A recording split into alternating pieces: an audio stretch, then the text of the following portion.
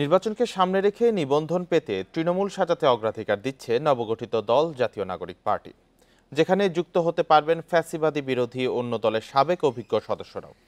এদিকে দেশের বিভিন্ন জেলায় কমিটি সাজাচ্ছে বাংলাদেশ গণতান্ত্রিক ছাত্র সংসদ। এদিকে লেজুর বৃত্তি না থাকলেও নির্বাচনে থাকতে পারে এনসিপির প্রতি সমর্থন।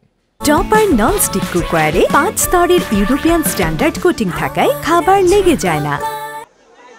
জুলাই অভ্যুত্থানের আকাঙ্ক্ষাকে সামনে রেখে আত্মপ্রকাশ করে নতুন রাজনৈতিক দল জাতীয় নাগরিক পার্টি এনসিপি। এর আগে আত্মপ্রকাশ হয় ছাত্র সংগঠন বাংলাদেশ গণতান্ত্রিক ছাত্র সংসদের। জুলাই অভ্যুত্থানে সাহসী ভূমিকা রাখলেও দল দুটোর নেতৃত্বে থাকা তরুণদের অধিকাংশেরই নেই কোনো রাজনৈতিক অভিজ্ঞতা।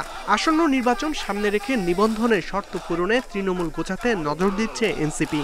একটি রাজনৈতিক দলের নিবন্ধন করতে যে শর্তগুলো পূরণ করতে হয়, 1/3 জেলায় অফিস লাগে, আবার শতাধিক থানা বা উপজেলা পর্যায় পর্যন্ত অফিস এবং কমিটির বিস্তৃতি লাগে।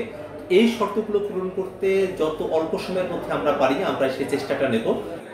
রাজনীতিতে নাম লেখাতে প্রতিদিন কার্যালয়ে আসছে নানা প্রান্তের মানুষ। জুলাই অভ্যুত্থানে অংশগ্রহণকারীদের পাশাপাশি সমাজের সৎ রাজনীতি অভিজ্ঞ মানুষ খুঁজছে দলটি।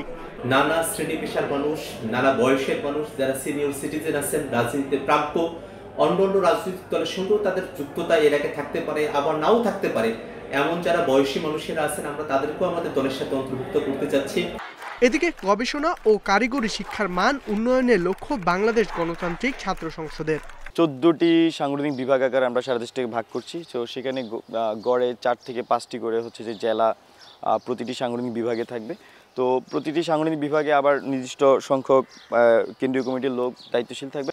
এনসিপির সঙ্গে আদর্শগত মিল থাকলেও সংগঠনটি তাদের উপর কোনো প্রভাব বিস্তার করতে পারবে না।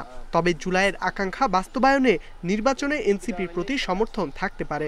জুলাই অভ্যুত্থানের যে স্পিরিট আকাঙ্ক্ষা সেটাকে প্রত্যাশা পূরণে তাদের ইস্তাহার ঘোষণা করে সেক্ষেত্রে আমরা অবশ্যই এনসিপিকে ইলেকশনে সাপোর্ট করার সুযোগ আছে। 70-এর নির্বাচনে কিন্তু অনেক ছাত্র নেতারা আপনার জাতীয় ইলেকশন কিন্তু করে।